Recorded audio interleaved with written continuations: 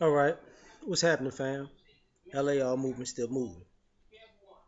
The book is entitled "Lessons from a Non-Custodial Father." Excuse me, at Amazon, Kindle, and Create Space. Link will be in the description box below as usual. This one's entitled "Why He's Not Faithful."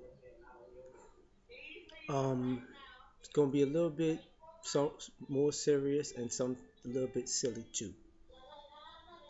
Sometimes people are asking for why guys aren't committed. Okay, reason number one: he could have been molested. See, sometimes people forget that that there a lot of Antoine Fisher cases out here. So because of stuff like that, your man might be hypersexual because you know somebody started him with sex too early. So you might like his high sex drive or his freakiness or his sexuality, but he might have never told you that it started when he was 7, 8, 9, 10, 11 by an auntie or something like that. So it happens, you know. Same way you like calling these women sluts without digging into their background, because some of them have been touched. You feel me? Um, so that's a serious reason. Uh, Another reason is they're not accustomed to the attention. You know, some guys are weren't the cool guy. They weren't the man per se. So life might at some point make them the cool guy when they're talking to you. So this would be the first time in their life where people actually gravitated towards them and they got attention. You got to remember, men don't get the attention that women get. Y'all get aggravated by it. Y'all get so much attention. Guys, you got to be rich and famous to get that kind of attention.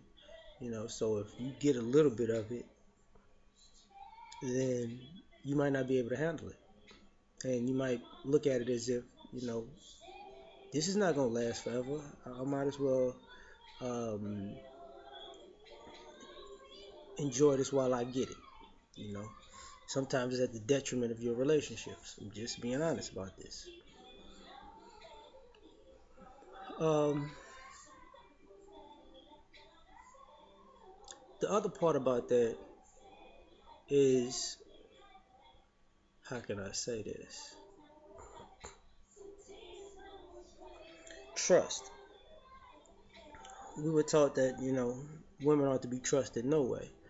So some guys are not faithful just out of the assumption of women being unfaithful, because you got to remember, a lot of us were raised by single mothers. We were raised around our grandmothers, our aunts, our moms. We were in a female and feminine environment, and we listened to, whether on purpose or just by proximity, we heard a lot of the stories and we saw a lot of the things that women have done to use and play and manipulate men with a straight face. So now, if you're doing those things, we're looking at you the same way, like you cheating. You're not faithful. You're not really all in as you say you are, because by your actions and by what I've learned about women, you ain't in this. So I'm not gonna sit here and be faithful to you when you got one foot in and one foot out. And to go a little further, that one foot in, one foot out is by culture. You women are taught to um, always have a backup plan, and then you get mad when guys do the same thing, because guys start assuming that we need a backup plan too, because we're not your only option.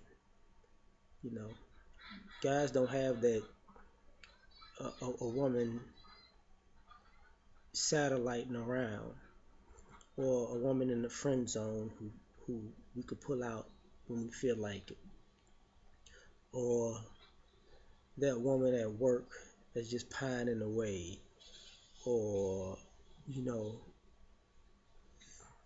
the woman that we cross at the grocery store every day. Excuse me. So it's different, you know. But when we see that, yeah. Another reason is one of the things we've learned in life because of that culture is, you got to be a women are attracted to certain things. So if you were broke when you were younger and and people really didn't feel you like that, and if you start making money, all of a sudden everybody likes you, then you already know they don't like you, they like your money. So at that particular point, you might make a decision to say, all these people, they're here for the money, they're not here for me. So there is no relationship, there is no love, there is nobody to be faithful to. You know, that's the same thing about guys who, um, you know, learn women enough to understand the trappings. Like some ladies might like a tall guy, so he may at some point instinctively know that she's not. Um, it's okay to be attracted to your preference, but if he gets the inclination that you're dating just your preference and you're not getting to know the person behind that's in the shell of the preference, it's gonna be over. Because if you like a tall guy and he's tall, if all you see is, oh, he's 6'3", and you with him, 2, 3, 4, 5, 6 months, and you still just, he's 6'3", and you don't know nothing about him, and y'all don't, you actually don't have any kind of knowledge of the heart of that man, what he's gonna be faithful to you for? You know, same thing with if you like good looking or certain skin tone or body type and all that other stuff, right? If you never got to know that man, no, he's not gonna be faithful to you. He has no reason to be, because you're not faithful to him. You're only faithful to your preference. You know,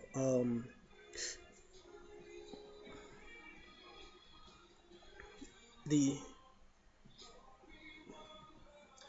another reason, he's not faithful is options. You know, and this happens more times than not. It's always a little playful thing. It used to be a joking thing. Normally, when you're single and you ain't got nobody, you can meet one, and that doesn't mean that the women you meet are really going to be into you when you're younger. When you're older, it's a little bit different. But he's not going to be faithful to you because of other women. I know it sounds crazy, but women normally leave you alone if you by yourself.